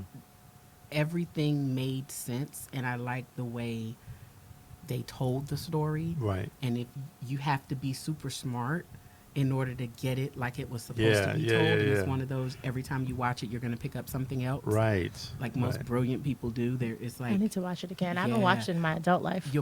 it's going to be so much different Yeah. than yeah. from when you originally saw it. Yeah. So like those two for me. Cool. What's your movie? What's Gladiator? Oh, Yeah, I do. I love Gladiator. And a couple of franchise movies. Indiana Jones. And Indiana Jones, WPIX would be pumping them on. So that's why you would watch that on a Sunday, because that's what we would be on anyway. and I like the Star Wars franchise. Okay. Yeah. I love it. And can I add Yeah. Coming to America? Oh yeah. Oh, yeah. Yeah. And my reason is really Eddie Murphy showed us black royalty in Africa yes. in the 80s.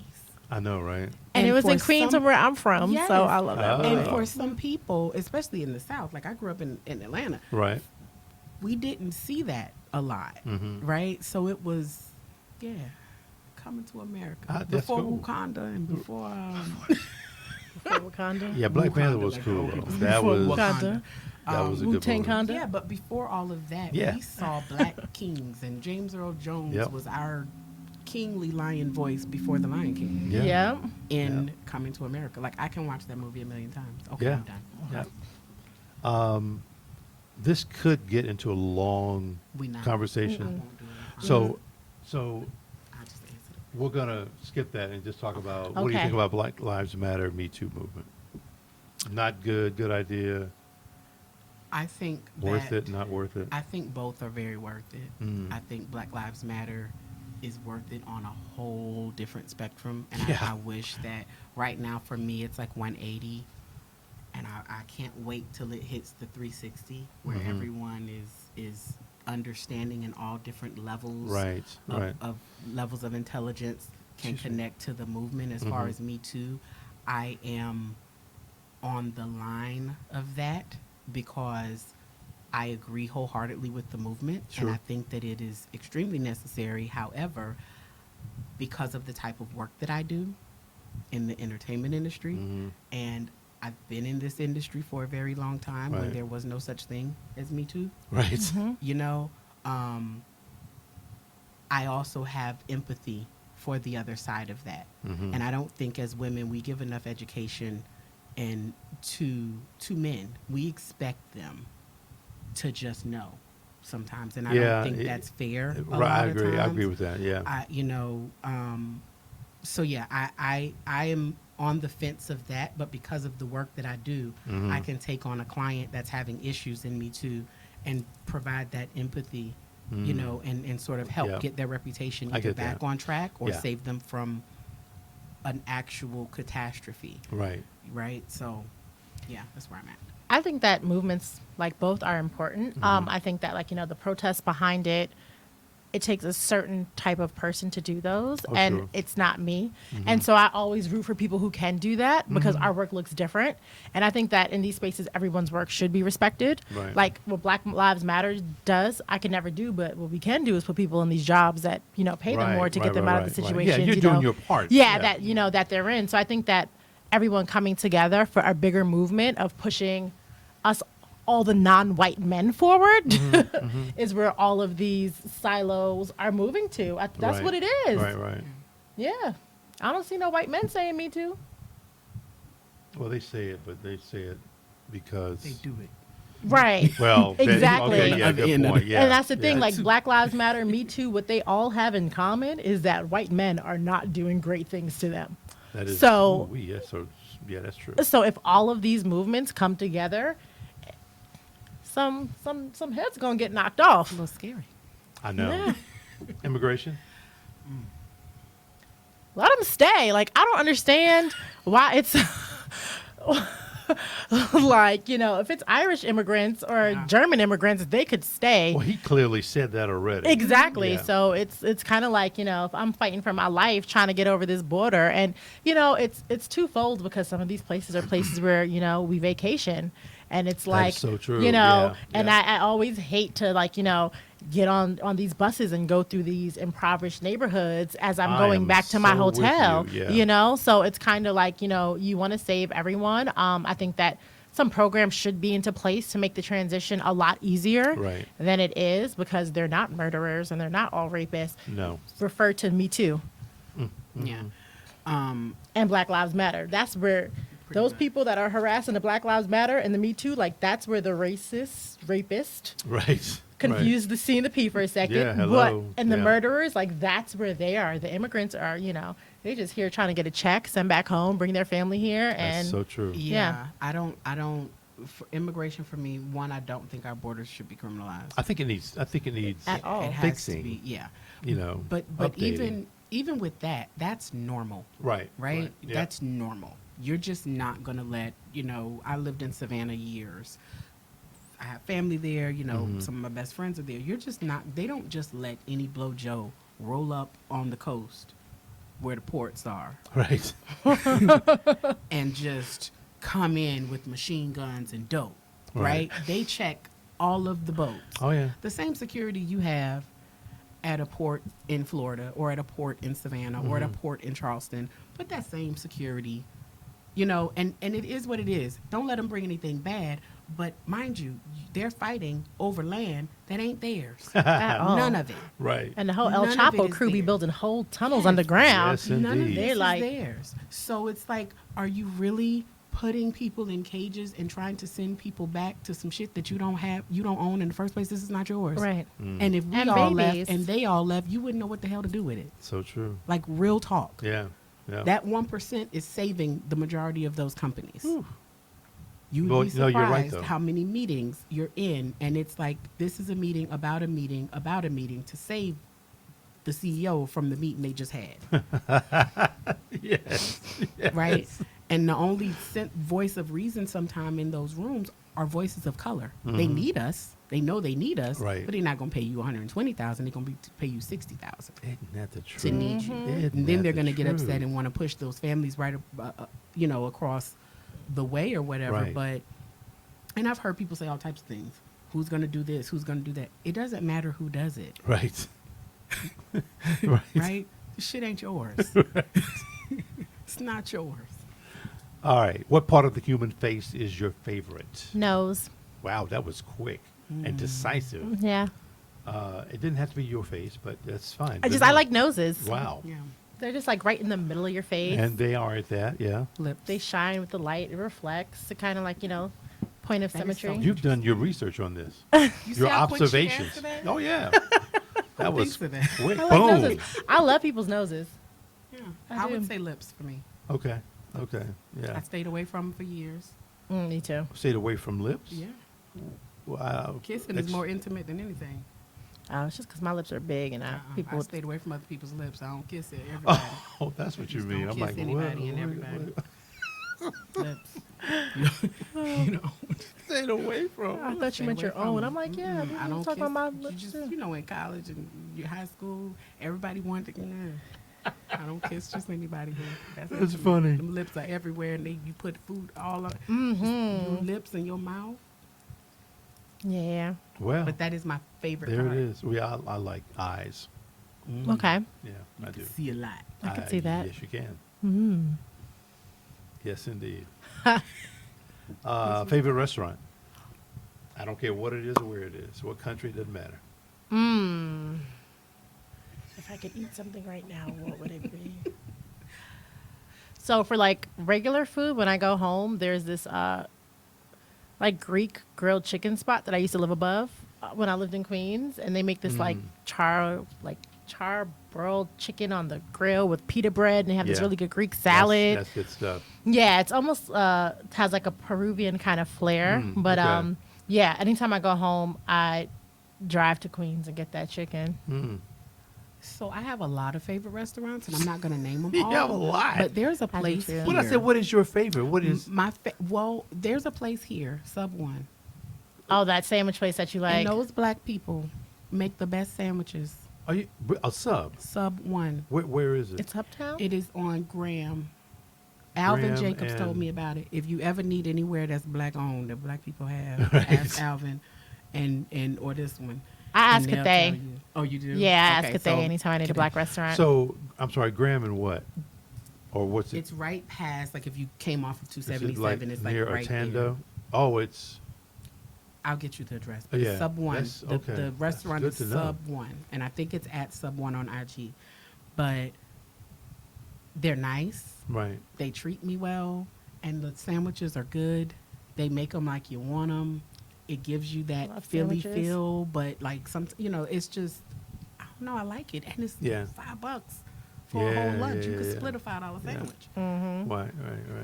I don't think they're open on like Mondays or Saturdays or something, and that annoys me. But I know that. yeah, it was they're- Saturday afternoon. I was Yeah. talking to you. and I was so mad. Yeah. I Because it was seems like it's like a angry during the about week, that. like kind of on your way to work kind of spot. Oh, gotcha. But if That I had to say somewhere here, just off the top of my head, Sub One, I gotta check that out then. someone. What's your favorite restaurant? Probably. Oh my God! what's the name of that? It's a steakhouse in South Charlotte, near South Park. I know what you're talking about. It's It has before 2 you- floors.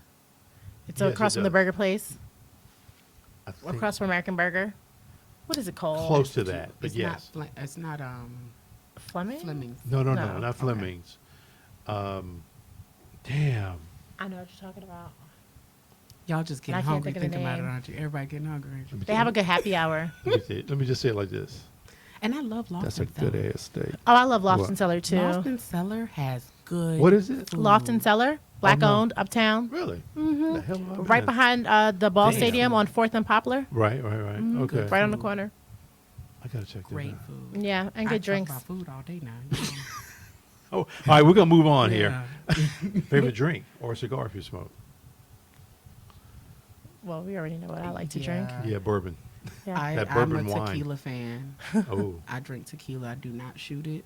I don't believe in shooting tequila. You're Are you like So you do sip it? plain tequila? Or are you Sip like a tequila. mezcal kind of? all Smoky of the above. flavors, yeah. I like different types, but I will not drink Cuervo Gold anymore.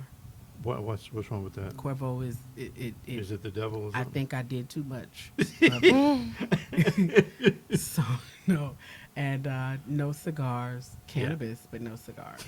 There it is. Well, hey, you'll have me back to talk about. Yeah. That's okay. connection. Yeah. But tequila. My favorite drink is B&B, and it's a liqueur. It's brandy and Benedictine. I love that it. is good. I It's- have to try that. I had that with my cigar. Yeah, it's good. Yeah. Where do you go when you close your eyes, inhale, and then exhale? I went to the chicken spot. Didn't you see me? Damn. I was like, Holy shit. That's where I I'm went. thinking something I thought. heavenly. Where do you? I know, went to the but I chicken just spot. did it 2 seconds ago. When you asked me what I like to eat, I was like, Damn. Yeah. Well. The yeah. chicken Yeah, spot. and that, I you do did. go places like that in your head. I do. I like Where do beaches. you go when you close your eyes? I think I visit heaven. Yeah. Like I have great Yeah. conversations with God, and, Yeah. and I didn't have them before I learned how to breathe Yeah. Yeah. and Yeah. shut up. Shut up. I grew up Yeah. Pentecostal. All you did was Right. Jesus, Right. Jesus, Right. Jesus. Yeah. Well, when I finally shut my mouth Right. and let Him talk, Yeah. You can actually hear. life was totally different. That's Yeah. so true. Yeah. So true. I'm gonna go with her answer. You No. yeah. No, but I- Ditto. Because she Ditto. started centering and just like, you know what, I'm good, and it Right. works. Yeah, I had to have my Zen Sundays because I was just, yeah. But no, I like to close my eyes on beaches You know, it's funny. and inhale and exhale salt water. Salt water. Yeah, I close my eyes. I inhale and exhale, and I float. Anyway, just I don't know where I'm going to end up, or even start, but that's what I do. It's amazing. Cool. That's a good way to think of it. That's a great question. What's something that you tried that you said to yourself, "I will never do this shit My again"? mama might be looking at Having this, a so I need to baby? think. that need to be my answer. Really? Real talk. Like, nah, no more kids for me. I'm done. I'm good. It's over. He is amazing. Yeah. And I never want to do it again. Yeah, Oh, same with you?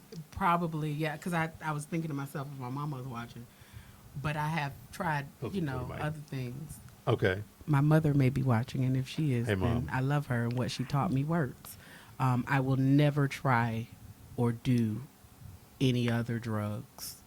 Well, I don't even think cannabis is a drug, but I probably Right. would never do a drug Right. like ever again. Like, yeah. There is no point to me anymore. Like, and then once you realize that cannabis isn't a drug, it's Yeah. like, Yeah. wow, you waste all your time trying all this stupid shit. Right. Right.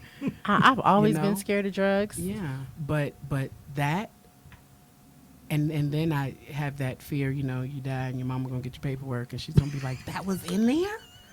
So that kept me from doing a lot. That's a fear. Wow. Yeah, that was a fear. I did not want my mama getting an autopsy. Like, yo, what is she doing? What did she do? I'm gonna leave here with grace and some dignity. Amen. So no drugs, and I don't want to be pregnant again. Ooh. I don't. Ever. I have another one. I never want to go on like a real jungle excursion because They did. we tried it. I thought I was a jungle girl because I like outdoors, and we were Right. in Belize. Oh, And those yeah. bugs tore me up in a different kind of way. And we walked Yeah. for like 30 minutes. And then, You had on shorts too, didn't you? no, I had on pants. Oh, It wow. threw my jacket. And then we walked like 30 minutes. So I'm thinking this is the end. And homeboy took his machete and cut open the jungle and invited me inside. And I was like, oh, we got to go back. I'm not going in there. So I'm not going to pretend to be a nature girl like that anymore. I do like the beach and I will go on a Right. hike. But I will not We be. want safari. Just Not walking through no jungle. Like I'll go for a ride on You one had, of them little you had jeeps. red spots all over you, didn't you? I had 87 bites on my legs. Damn, and you I bet counted can- them. she I probably did. That's her. She will count them. I was like, I Wow. need to know how many different points of contact could have possibly killed me while I was in that damn jungle. Wow. Yeah, they got you. And that wasn't even what was on my back. And the thing was, is that they didn't show up until I got home. So it was like, got on the plane, came back. Like the next day, I was like, what the hell? My That's super whole venom. legs. Yeah. Right. Yep. It was called a That bot had a bug. time venom. I was like, a mosquito can bite me. No damn bot bug. So Wow. yeah, nope, not doing that again. So we not having no more children. No time. I got you. Nope. Okay. Favorite place to travel or place to visit? Certainly not Belize, but go ahead. I loved it though. I had a great time. Other than that, In the U.S. or out? Doesn't matter where. I'm a fan of Brazil. I like Germany a lot. Been to Panama? No, Yeah, I want to go there too. I would go to Panama. Yeah. I want to go to Thailand. What other places do I like? I like Trinidad and Tobago. I really like it. That's where my family is from. Okay. Yeah, That's where that island work comes from. that's exactly where the island word comes from. When you said it, she was like, "You know me." Right. Exactly where it comes from.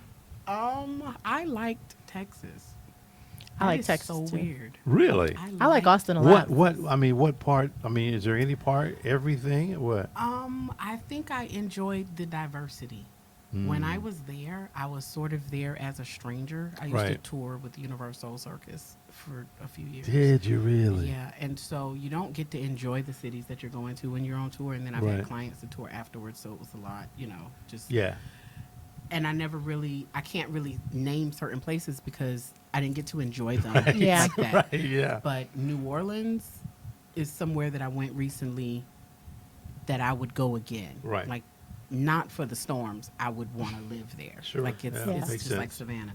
But Texas, yeah, it was the people. It was all different sorts of people. No one cared what anyone else was doing. And maybe it was just that moment or that week. could have Because been, we yeah. spent like 3 weeks in that particular city. I think we were in Dallas or we were in Houston. And we spent like 3 weeks in that city. And when I tell you, nobody gave a damn. Everybody was just happy. I went to That's a nice feeling. The markets, the Hispanic markets. You buy all this different stuff. Right, It was right. just, it was the most diverse, and I wasn't far from college, so I'd experienced the regular Southern schooling, Sure, and then yeah. I went to an HBCU, and then it was boom, you're on tour. So you see all these different people, you Right. get to experience. But Texas was, and they had no income taxes. I was like, what? Wow. So y'all only get one deduction from your Right. That's why you liked it. Yeah, but yeah, the people were so carefree and giving me stuff off the Interesting. street. It was like they knew I was a tourist. It was Right. weird, and you don't have to tell any. I didn't have to tell anybody who I was or who I was with. I just sort of explored for a couple of weeks, and it was amazing That's pretty cool. in Texas.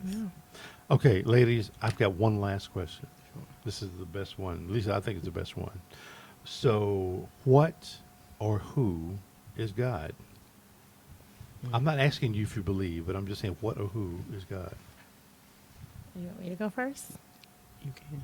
I feel like you're gonna have like a real definition. I'm not. I'm about to say some old tree hugging, floating around, playing the drums thing. That's what you would say. I'm gonna say Well, I mean, go ahead. Oh, Why we okay. got to confer? Oh, wait. because That's exactly what you're doing. Yeah, because you're gonna get a real definition. I feel like God is in everything. God is everyone. I feel like it is a driving force of just love. It's kind of like that correction without physically being corrected. Sometimes you are physically Right, of course. corrected. Yeah. Quick story: I had a brain aneurysm when I was 21. So Okay. a couple of like a week or two before it happened, I was at work and they were talking about this little girl who was playing in a closet, and a scarf wrapped around her neck, and she basically hung herself in the closet. So I'm hearing Wow. these girls at my job talk about this story, and I'm like, oh my God, that's crazy. And my desk phone rings, and it's my mom, and she's like, hey, so you know the little girl that lives next door? And I'm like, what about her? And it was her. So Oh, she was no. playing in her grandma's closet, and I like went to my mom's house, and I like, her grandma was just so protective of her, and Right. like she used to send her next door for me to put her earrings in her ears, like, so for that to happen to this little girl on her grandma's watch, she kept her every Yeah, summer, was just yeah. like so crazy. So I cried and I cried and I cried to the point that my head hurt so bad I had to get in a bathtub, and I sat down and I wrote this angry letter to God. I was like, dear, because I thought, let me tell you what I thought. I was like, dear God, and Right, right, and right. I'm starting not to believe in you because the little girl next door didn't do nothing, and like 4-page letter of just anger. Like, God, you've disappointed me, and this is what I got to tell you. And Right. the answer And I said, the last sentence of that letter was, if you're real, you need to show me something, because right now I don't believe. I woke up the next day. My head was like pounding. Ooh. And the last time it happened was when the little girl died a couple of weeks before. So I got in the bathtub because that's what made me feel better. And I passed out in the bathtub. So I basically flooded my apartment. So I like texted my best friend and I was like, something is wrong with me. And so she's banging on my door and I came to, and she's like, what the hell is going on? I was like, I don't know. So my mom came over and she stayed with me, and I just woke up every night and I was like, God, why? God, why? Right. So that I ended up leaving my apartment and going back to my mom's house for a week, and every day it was like the little lights and everything would bother my eyes. So I would like cover them up, and I'm like, what is going on? And I woke up one day and I felt good enough to go back to work. So I hadn't been to work in like 10 days. This was the jewelry job. And I went to work. My eye was hurting when I woke up, so I closed it. And went to work that day, went in the bathroom, and I tried to open my eye. My eye didn't open. So I'm like, opening your eyes is involuntary. Why isn't my eye opening? So I called my mom and I'm like, my eye's not opening. Like, I don't know what's going on. Went to the hospital. They asked me all kinds of stuff. They're like, do you smoke crack? Do you do like, and I was like, no. Right. And they gave me a shot in my butt. They were like, it's probably a migraine, and told me to go to the eye clinic the next day. I had been to the hospital about 3 times during this whole process. Right. Went, all the male doctors in the room, nobody knew nothing. This little Jewish woman intern was there, and she's like, I think I know what it is. She has an aneurysm pressing on her third optic nerve. She looked at my mom. She goes, do you have a car? My mom said, yeah. She said, put her in your car and take her to Mount Sinai Hospital. If we wait for an ambulance, she's not going to make it. Right. My mom puts me in the car. I'm trying to be calm. I'm like calling people like, hey, so got to have brain surgery, not coming back to work. Like, I called my best friend, and that's when I started crying, because I was like, girl. And earlier that week, 2 of my best friends were named Kim, and their fathers were both pastors. And I snuck out the house, and I was like 21. So this sneaking out the house, I was at my mom's, and I didn't feel good. And it was during Carnival. So it was in Brooklyn. I was like, come and get me. I ran out the house, and halfway through, I was like, y'all, I'm going to die. Like, y'all have to pray for me. And not realizing that my challenge to God was really a challenge to God. He was like, I'm about to pluck your ass in your forehead right quick and get you right. So Why I had to do the sound effect? like, literally, that's what I felt like. He was like, oh yeah, you don't believe in me? Boop, take that. So went to Mount Sinai. Since I was 21, pediatrics is considered up until 22, so they couldn't find my paperwork. So they scheduled this whole brain surgery, but nobody could find it. So I'm in the waiting room, just basically dying. So at one point in time, I got up and went to the bathroom, and I started throwing up blood. And I was like, oh shit, I'm really about to die. Right. So they finally get me in the back. They tell my mom, well, we don't have enough staff to do the surgery. If she makes it to the morning, we'll do it. My mom's an attorney. She was already trying to sue the hospital that night. She was like, hell, what? If my 21-year-old makes it to the morning? And so I'm laying in the bed, and I was basically like, you won. I was like, you won. Let me make my peace now, because this right here that's happening, like, I know what they're going to try and say this is, but I know what this actually is. And everyone just started praying around me. My cousin called, and it just felt like the room filled up with people. Yeah. But there was only maybe like 5 or 6 people in there. And I was able to get the surgery. I came out. 30% of people just die. Another like 40% end up disabled, and the rest end up like me. I had to learn how to walk again, how to eat again. So really? I had to learn how to do everything again. Yeah. I was in the hospital bed like this, and they were like, what's going on? I was like, oh, when I get off this bed, I'm going to walk. So, you know, being able to come through that and feel that room fill up and know that every day I don't have to have this is basically what and who God is to me. That is a hell of a story. Wow. She made it. I made it. Well, shit, we can close the show. And, I was about to say, my answer is quick. I mean, God is air that we breathe. Like, if you took a deep breath, that is God, in my opinion. And also good. Everything good. Yeah. You know, people. I agree. It's just everything good. Even the things that we don't think or know is good. Yeah. It's God and it's good. So, you know, even to your story, there are people that are like, oh, well, God did that, or God, you know, he's not even that type of entity, or she isn't even that type of entity that would go back and forth and barter. Right. It's just you know what I mean? Oh, it's literally just this is good. This is here. I know what you want. You know what you want. Speak it and it's good. And it's yours. So, Yep, yep. you know, that would be my thing. Everything, down to the air. Gotcha. Wow. Ladies, that's it. We enjoyed it. That was Thank fun. you. Thank you I for just having us. gotta We appreciate run through a it. couple of things here. We do have a new show coming up on the network called The Conversation with Yolanda Trotman. Cool. That's going to be coming up sometime in August, second week of August, something like that. And then next week, we have two shows. William Wilson is going to be on the show, Fashion and Politics. And Makes the suits. he's that guy.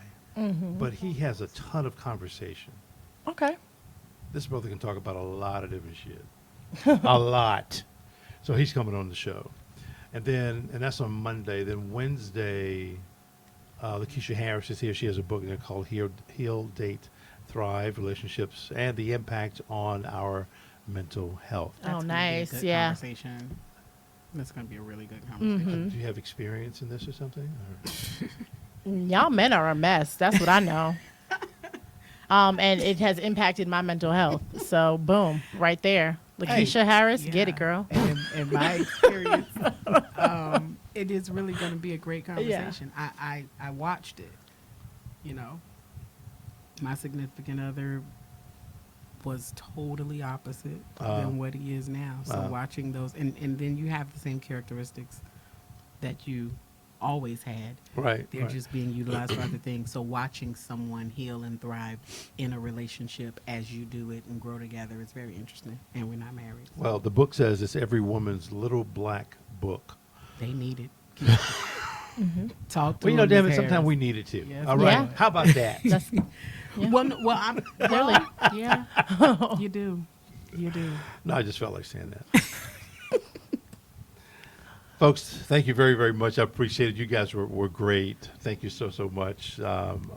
We thank you for having yeah. us. Yeah. This is good. No, That's well, I'm glad. I'm glad you had a great time. And I did. we're going to go ahead and shut everything down here in just a moment, folks. Thank you for watching. I appreciate it. This show actually went longer than I thought it was going to. Yeah, We're sorry. almost at 2 hours. Oh, what? Yeah, which is, I think it's kind of awesome. More like an hour 50, but still. But But we're thank going you. to Thank share you. it for the replays. Too. Yeah. Yeah, We can share it for the replays. yeah. Cool. Absolutely, it'll be ready. We definitely will. So let me shut this joint down. Thank you. You are welcome. I gotta go to the bathroom.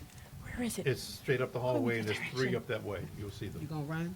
Uh-huh. Don't have no accidents now. You said don't what? wanna embarrass the runner. That's a journalist.